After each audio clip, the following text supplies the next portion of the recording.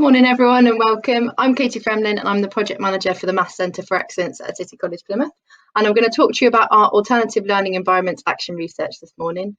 Hope you enjoy and ask me any questions you'd like to at the end of the presentation. So first of all, just to outline our Action Research mission. So we set out on improving the motivation and engagement of maths research students in FE colleges by developing maths learning outside the traditional learning environment, including outdoors and wider campus settings. So this morning I'm going to run through with you why we chose alternative learning environments, what we did, what was our methodology, what we discovered, and keeping up the momentum for next year's research. So first of all, why alternative learning environments?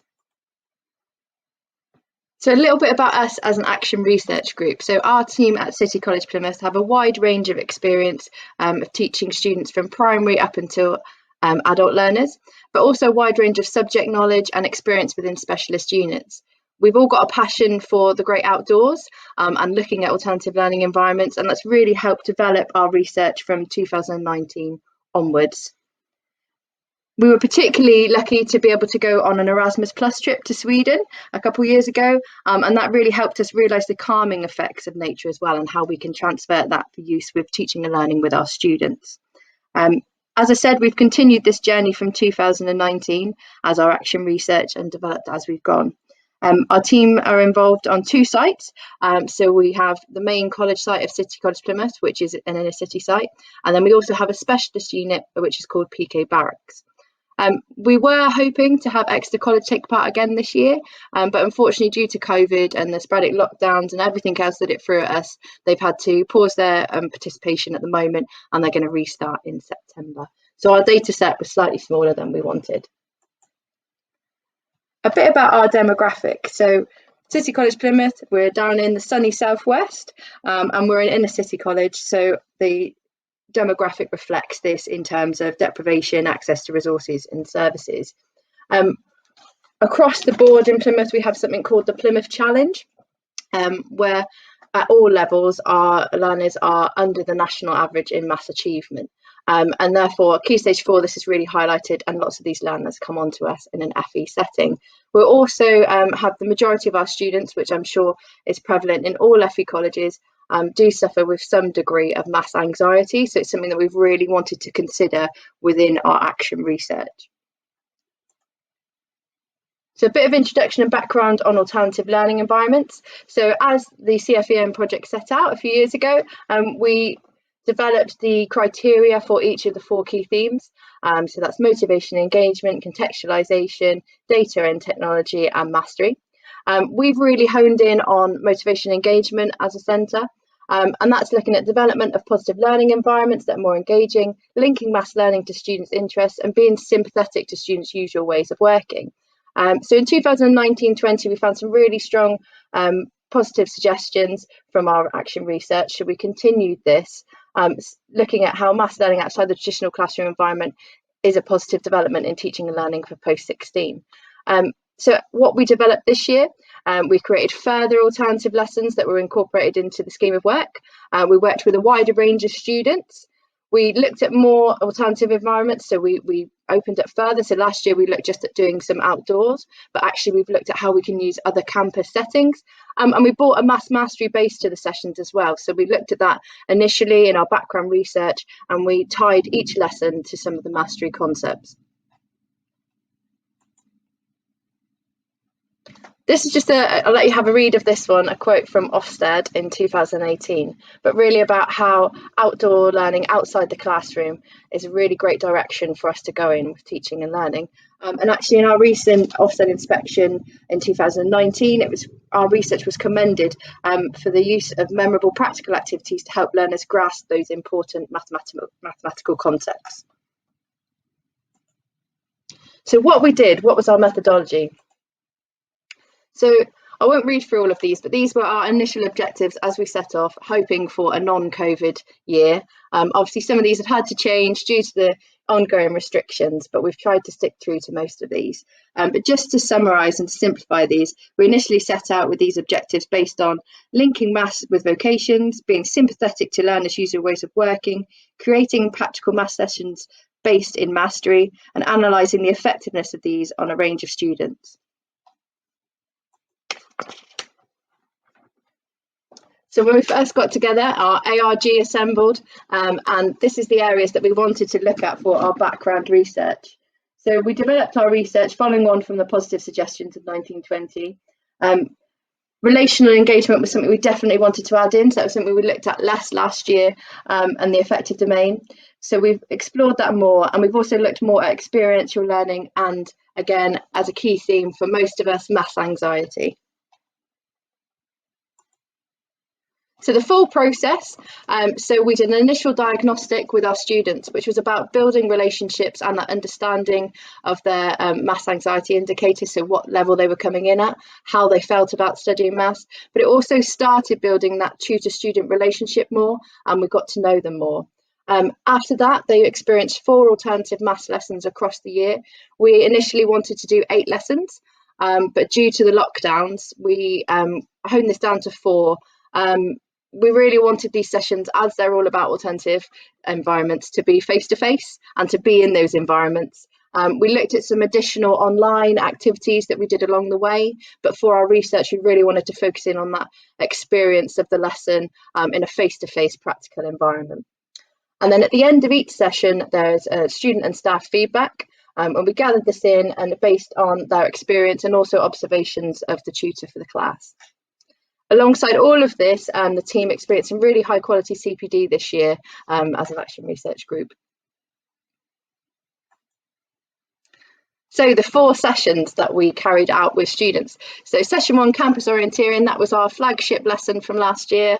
It incorporates data collection, bearings and problem solving, and it's outdoors around the campus, so it can be easily transferable to any other FE setting.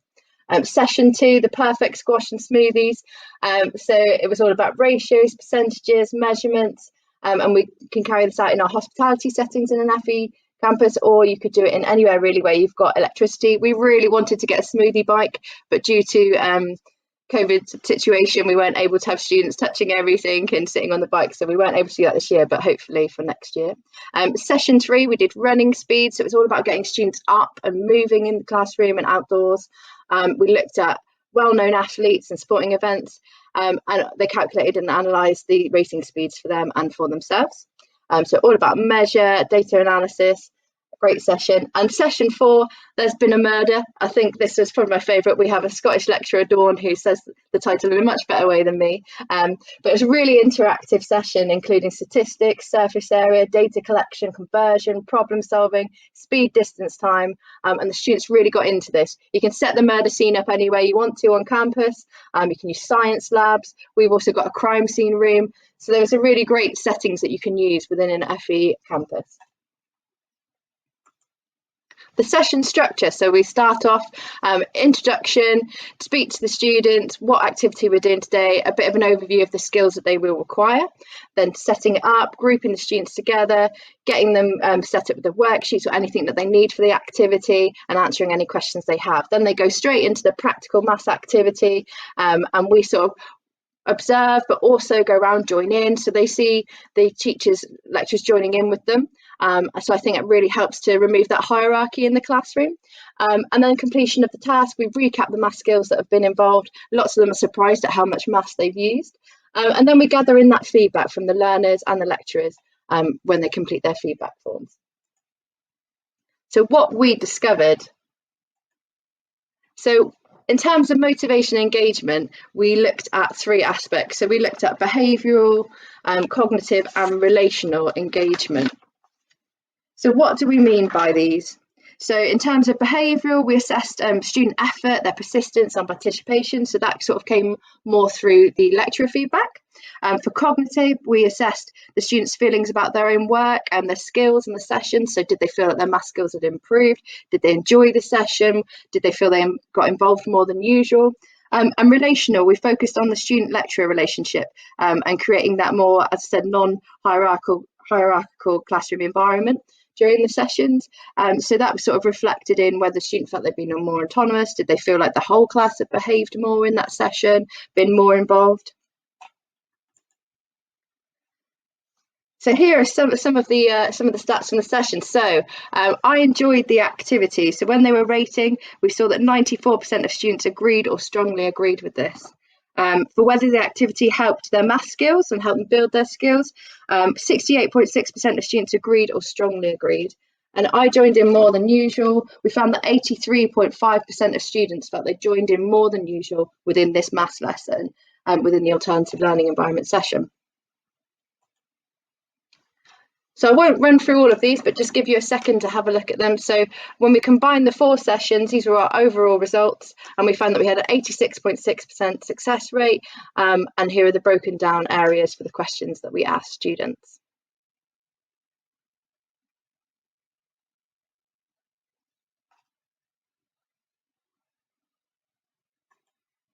In terms of staff feedback, what we looked at from a staff perspective was student behaviour, and what we saw that they rated that student behaviour was a 6 or above on a scale of 1 to 10 for the sessions. But we also broke that down, so did they feel like the behaviour was different from usual in a maths lesson for the group?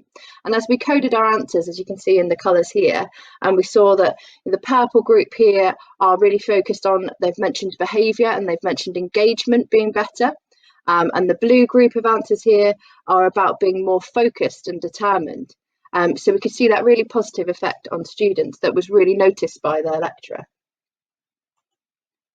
And do you feel the students were more autonomous in the lesson? So we wanted the lessons to support students to feel more ownership of their maths learning, to feel more resilient, and to feel that they can build their skills. So really developing that growth mindset alongside the alternative sessions. So as I've grouped the sessions here, the answers here, sorry, you can see that the purple answers here are saying that students that fully worked on their own, got into the activity and completed the activity. For the green answers, students were more able to do this, but still needed a little bit of support or help, which means that we're developing those processes, and that student is gradually becoming more autonomous in the lesson.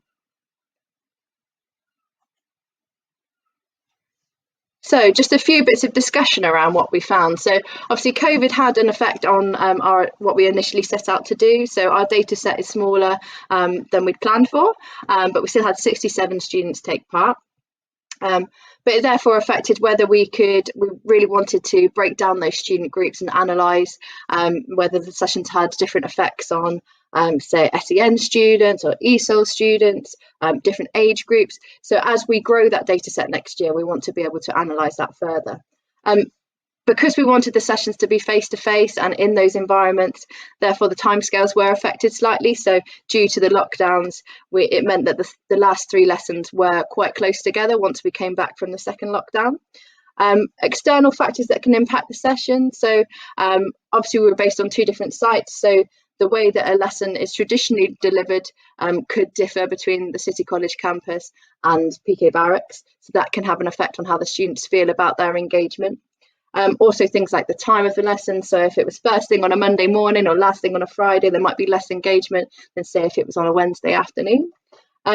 Differentiating from the school experience. So we're seeing this pattern in increased autonomy for students. And what we're really aiming to do is to make the alternative learning environment sessions really different from their experience of secondary school, and therefore supporting any of the maths anxiety feelings that they may have, because it feels so different and they feel more comfortable in a new setting.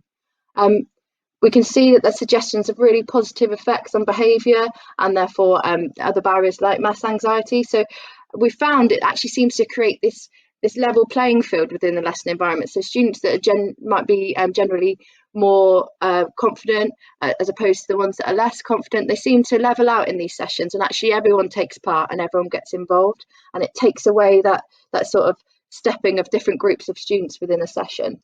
And again, as I mentioned about the lecturer being involved and actually getting involved in the practical activity, it takes away that hierarchy and creates more horizontal relationships in the classroom.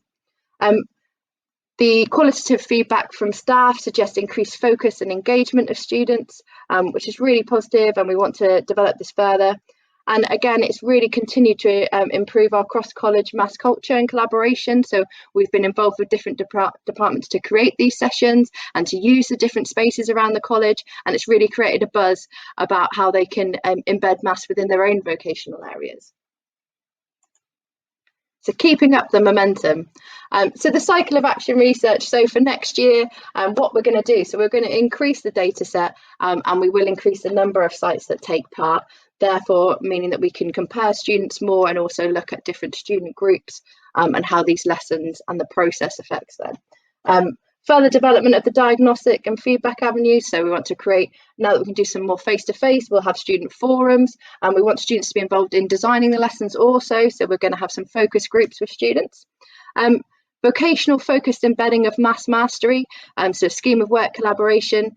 So we want to get into vocations. So we're going to be working with some maths facilitators next year. They're going to be based within each faculty, and actually how can we support them with some team teaching and embedding those maths parts of the vocational modules, and support them to deliver those, and be involved in the overall scheme of work for maths. Continued high quality and CPD and upskilling. So this year we were really fortunate to be able to do TSST as part of our networking. So we provided that for staff throughout our site and our network. So it means that we now have upskilled staff within other areas that can support with the action research, including our student journey team, our TMR, in our health faculty, that lots of areas where staff can now be more involved within the action research. And it's had a really positive effect on the team that are involved this year, for that upskilling and that renewed passion and having that space and freedom to try out new things and to develop new sessions that might be a bit outside the box.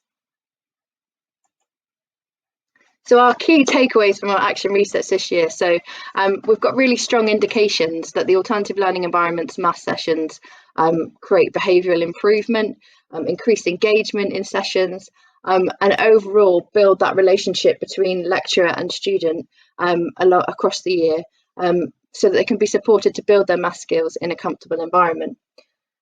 Secondly, learner ownership and overcoming of barriers to maths learning. So there's really positive effects on students' maths anxiety, on them being involved more, feeling like they were more part of the lesson. And I think that's really great that we can continue that further. And the ignited passion and renewed confidence in staff. So through the CPD, through the process, through the chance to talk with colleagues, and to be creative and innovative, staff are really on board and really want to take this further. And I think as we can see the positive benefits, we're all just so passionate about continuing this journey with alternative learning environments. I've got a couple of staff testimonials here. So when you get the slides, you'll be able to have a look. So this is Darren and Dawn from the Action Research team. I don't think we've got time this morning, but yeah, take a look at those and just hear how they find it and why they think action research is important for them and for their students. Check out a little bit more about us as well on the slides. I've just got a video of some of the practical stuff that we do with all of our students, so not just the students that study maths with us or that are involved in the action research. We do lots of practical maths things to really encourage that college culture and a positive culture of students towards and staff towards maths. So thank you for listening. I'm ready for any questions, and also there's some details on the screen here. So we do lots of digital resources and practical activities that you can check out on our Twitter, YouTube and Instagram. So follow us and see what we're doing. Thank you.